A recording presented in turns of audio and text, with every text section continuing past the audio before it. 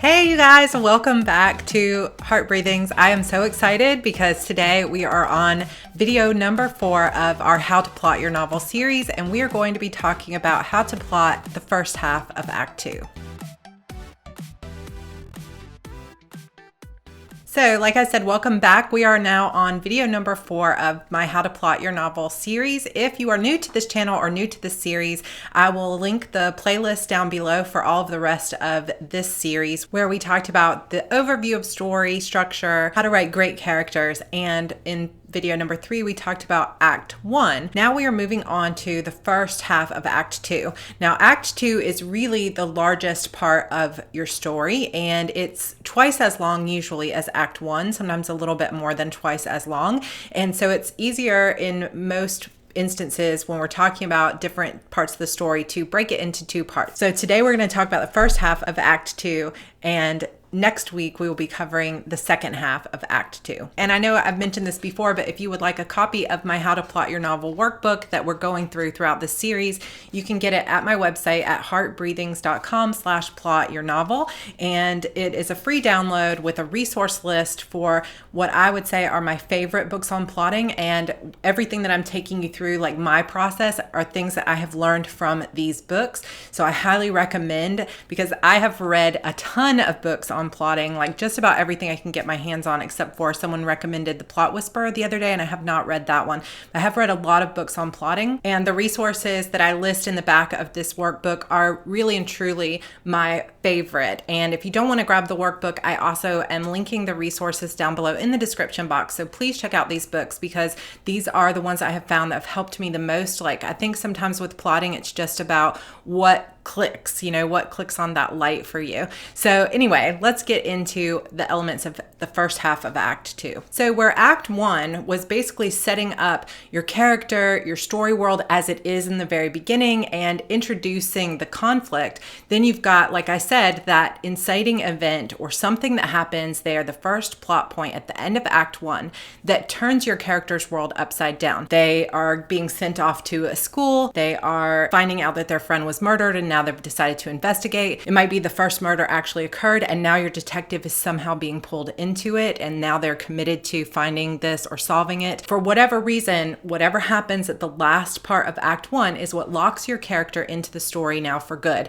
They're like in it until the end. What you need to know about Act 2 is you've got that reaction in the beginning to whatever happened at the end of Act 1, that first plot point that changed your character's world, that introduced something new, that locked them into what James Scott Bell calls the death stakes. This is where your character is locked into sort of a do or die situation. Now, it depends on what type of genre, in terms of, is this a literal death, your character's truly in danger of actually dying or being killed, or is this a figurative death, psychological death in some way? So for a romantic comedy, it's obviously not going to be something where it's like, oh, if your character doesn't fall in love, they're going to be killed by a serial killer. But it could be something more like, if your heroine doesn't get out from under her narcissistic mother and finally move into being her own self and following her own dreams, which has something to do with this hero who is pulling her out of her shell, then she will never be happy, which is a figurative or a psychological death. So it depends on the genre that you're writing in terms of how the stakes show themselves. But whatever it is that happened there at the beginning or at the end of Act 1, now your character is going to be reacting to it in some way at the beginning of Act 2. So the first few scenes are going to be your character's reaction. They're going to be trying to get their balance back, trying to get their footing back. It could have been a first kiss, or it could have been a first major attack. It could have been a first clue that pulls them into a mystery, and now they have to figure out what their plan is and how they're going to go on living. It could have been an actual doorway that they passed through. This is kind of like what happens in Harry Potter. The character actually goes from living this one type of life to getting on the train and heading to Hogwarts. So it's a passage from one type of life to another, whether it's an actual change in location or it's just a change of their everyday life is now turning into something different. That first few scenes will be sort of into the new world. So that's what I have on my sheet here, the plotting sheet, where we talk about, what happens when your character moves into this new version of their life in one way or another, because they're stepping outside of who they used to be or into some kind of unique or different situation. What James Scott Bell says happens next, and this isn't exactly on my plotting sheet, but it does come into play, is he talks about something called the kick in the shins. So the kick in the shins is the character's first real test in the death stakes. So if the death stakes, like we talked about, are either figurative or they're literal, but this is the first real test. Now that your character has stepped into the new world, now they get tested, and this happens pretty quickly, usually in the second act. So this can kind of go in different orders, but you're always going to have that sort of reaction to whatever happened at the end of Act 1, and then your character is going to start to figure out, like, how do I fit into this new world? What's my plan? So it could be like a plan to investigate a murder, or it could be a plan to, like, okay, how am I going to get this guy that I'm really interested in now, or whatever. But they start to come up with a plan for how they're going to live their lives now that things have changed. And then at some point, as they're starting to enact this plan, they'll be tested in some way. Could be it's mostly just some kind of reminder to the reader that there are actual stakes here, that this isn't all fun and games, that there is some kind of antagonist out there. There's some kind of conflict that is going to potentially harm your character. And again, this all depends on what type of genre you're writing. So in the plotting sheet, what we have first is you've got the into the new world reaction, then the plan. Your character may state their plan, or it just might be kind of you understand what their plan is, that their plan is to go to Hogwarts and try to figure out how to live life now that things have changed. Or it could actually be, okay, a list like it is in my book, Deep Dark Secrets, that we'll go through in a little bit, of here's the things I'm going to do to investigate this murder, and now I have to figure out what happened to my friend. These are the things I'm going to do. If you think about a movie like Ocean's 11, for example, they actually go through the plan and they assemble the team. That all happens the first half of Act 2. And assembling the team, Alexandra Sokoloff says in her Screenwriting Tricks for Authors, is also kind of an element of Act 2. So if you have one of those types of stories where you assemble a team of people who are all going to do something together, that usually happens in the first half of Act 2 also. Then the next big thing is you're going to have tests and challenges, and then your character is going to react to them. Now, there's no hard and fast rule as to what types of tests and challenges. It's just that your character is going to be reacting to whatever happened at the end of Act 1, and as they move through the plot, as they react in whatever way they do, as they go through their new plan, they're going to constantly be coming up against things that make them uncomfortable, that test their conflict, that trigger their internal conflict, and that wound that we were talking about when we talk about writing great characters, that is constantly going to be tested. For example, since we're talking about Harry Potter, as Harry Potter is going through his new life at Hogwarts, he's constantly being brought back to this wound of what really happened to his parents and why did he survive. So he's constantly being tested in that way, especially by characters like Draco Malfoy. So you're going to see those tests, and it's going to constantly keep coming back up, which is one of the main reasons that we went through the entire process of figuring out all those things about your character before we started plotting, so that now you know what kinds of things to test your character with and how they're going to react because of those things that happened to them in their past. I will show you some more examples of this when we go through Deep Dark Secrets, but there's going to be lots of tests and challenges, and then your character is going to react to them in some way, and they're constantly going to be brought back up against that. But everything that's happening in this section needs to be moving your story forward. Your hero and heroine are getting closer together, and maybe it's kind of those 2 steps forward, 3 steps back kind of thing. Everything is moving us forward in the plot. So you want to make sure to constantly be moving toward whatever you know is happening in the midpoint. A few other elements. This is one of the things I love about Alexandra Sokoloff's Screenwriting Tricks for Authors, is she talks about different elements that you might find in Act 2. So I just wrote a few of these down, but you do want to check out her book, for example. But she says, you could have training sequence. So this is another thing like Ocean's 11. You have that training sequence of, how they're going to do this. They're going through their plan, they're assembling the team, that sort of thing. It could be a series of tests like we just talked about. There could be new allies, new people that join the team, new allies that your heroine or hero meets, and that's exactly what happens in Harry Potter. Is you've got new allies. He meets Hermione and he meets Ron, and so he's getting these new allies. Also, you're going to have small attacks by the antagonist. Then in a detective story, you're going to have things like questioning witnesses, lining up the usual suspects, exploring clues, investigating, new things that will lead you down different pathways as the detective. Then when we get to about 40 to 45%, there's going to be something that K.M. Weiland calls the pinch point, or I've heard other people just call it an antagonist attack, that is going to remind the reader, like, hey, we're having all this fun, like going through these process of assembling the team and training and doing all these things. And then there's going to be some kind of attack, and it could be something really big, or it could just be kind of like an emotional jolt, or it could be a slight failure, but it's got to be something that reminds your reader that this isn't all fun and games. There is an antagonist out here that is being a danger to your character. I'll show you how I handled that in Deep Dark Secrets. And then shortly after the pinch point, you have the actual midpoint. So just like it sounds, the midpoint is what happens in the middle of the book. It usually happens right around 50%. And this is something that, if you had that Act 1 doorway was something that changed the story or a character's life, this is the second plot point, the second time your character is turned on its head or the story is turned on its head, but this one is bigger. I kind of think of the midpoint as this is something that changes everything. It changes your whole story. It could be a huge revelation. It could be a giant clue. It could be something that takes your heroine and makes them go, oh my God, I had no idea. Alex Sokoloff says that it could be a now it's personal kind of loss, something that happens that it's like, okay, I was in this, but now that this has happened, it changes everything. This is one of the things that K.M. Weiland says in her book, Structuring Your Novel, is that in the first half of the second act, your character's mostly reacting and they're going through the motions and they're constantly like reacting to things.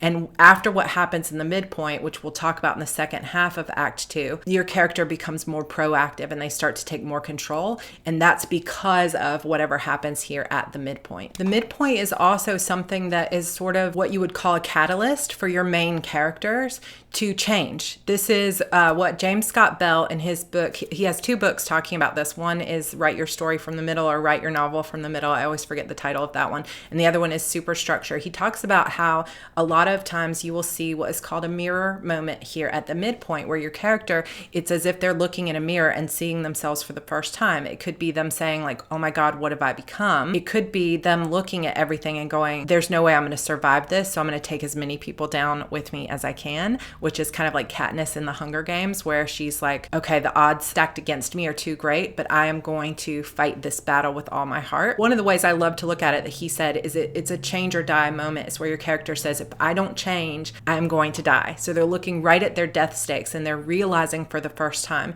that they're going to have to change. And I love that. So it's kind of like looking in a mirror, seeing yourself and saying, okay, I see this wound. I see how this wound has affected me and how I've been going about this the wrong way. So you really need to tie in whatever happens in the midpoint to that emotional side of your character's internal journey so that they see what it is they need to learn and have needed to learn all along. And they're not going to completely conquer that yet, but this is the first time that they really see it in themselves. And again, I will show you how I handle that in Deep Dark Secrets. So hopefully this has made sense to you in terms of all the things that happen at the beginning of Act 2. And now showing you how I applied that to my own story will just give you a little bit more example of how you can do this for yourself. Okay, so let's take a look at the plotting sheet and how I would fill it out for my book, Deep Dark Secrets. And again, if you don't have this, you can go to the link below or heartbreathings.com/plotyournovel. So the first part is into the new world. Now, like I said, this can be an actual change in location, or it could just be how your heroine's world is changing or hero's world is changing. But it needs to include their reaction to what happened at the end of Act 1. So for Mariah, it's her reaction to the letter that she found in her locker. It's her thoughts and her emotions regarding that. And then she has a process or a scene where she goes through everything she can remember about that night, because now she knows that she was not imagining it, and she further commits to finding out the truth. Then she comes up with her plan. And in this book, it's an actual like plan that she writes out and she thinks about what she's going to do. Number one, she knows she's going to keep what she's doing from her family. She doesn't want them to know because they are already thinks that she's very fragile regarding this incident. She's going to investigate the truth, which means she's going to ask others what they remember. She's going to investigate this strange medallion that she's had with her ever since the night of the accident. She's going to talk to Haley's mom, and she knows that number one thing she needs to do is get her driving privileges back because she's going to need her car to go do this investigation.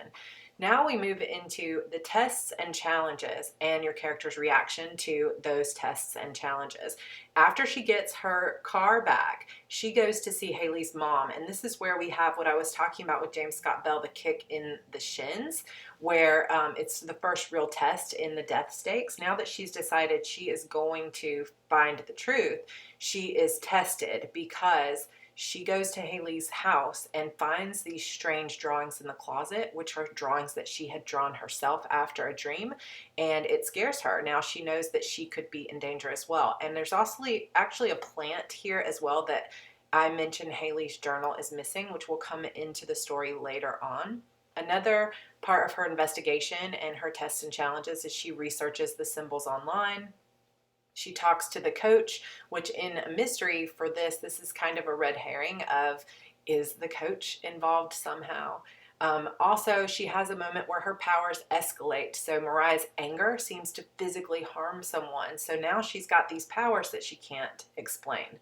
She also wants to investigate information about this strange guy at school that reminds her of the guy from her dream. So she asks her best friend, Nicole, for information on this guy, Jordan. And when she can't get the information she wants, she decides to get his school records. And she finds out that she can get them from her ex-boyfriend who works in the school office. So there's another part of that. Then she investigates the medallion, and that brings in the lore of the spirit walkers. And as she's doing all of these investigations and all of these tests, she is also, facing conflict and facing her own wound along the way. So one of the tests here is that she has to talk to Troy, her ex-boyfriend, and face her old self. Another challenge that she faces is that her mom is so worried about her that she wants to set up a meeting with Dr. Milner, her psychiatrist, which means now there's a ticking time clock. She's got 1 week to figure out the truth of what happened. So you can see here an example of the types of tests and challenges and your character's reaction. Now we move on to the first pinch point and antagonist attack. And like I said, this is actually going to happen towards the end of the first half of the second act. In my story, Mariah has a run-in with Troy's new girlfriend, her ex-boyfriend's new girl. And she gets so angry with this girl that a dark shadow slithers out from the darkness or from, one of the shadows and wraps around this girl's boot, which is like, oh my gosh, super danger. What is happening? She's really in trouble here. So this is the pinch point that lets the reader know that, hey, we've been going through this investigation, but there's a real death at stake here. Something really bad is going on. And then that leads us later into the midpoint, because at that point, Mariah decides, I've got to face this head on. And she makes the decision to go back to the scene of the accident, the bridge that they drove off. And in the process of pushing herself to this, she remembers a lot of things about that night. And there's that dark shadow reappears and urges her to kill herself, which she almost actually does. But Jordan, this mysterious stranger, appears and saves her life.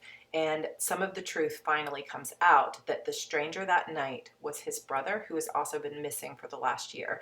Now, where this ties into what we call the mirror moment, or what James Scott Bell calls the mirror moment, is that this is a change or die moment for Mariah. She says, if I don't trust him and actually tell him the truth here, I am going to lose my life to this, and I am actually going to die. So she knows that she has to change, in that she has to start trusting someone and stop lying so much, or she's going to lose her life.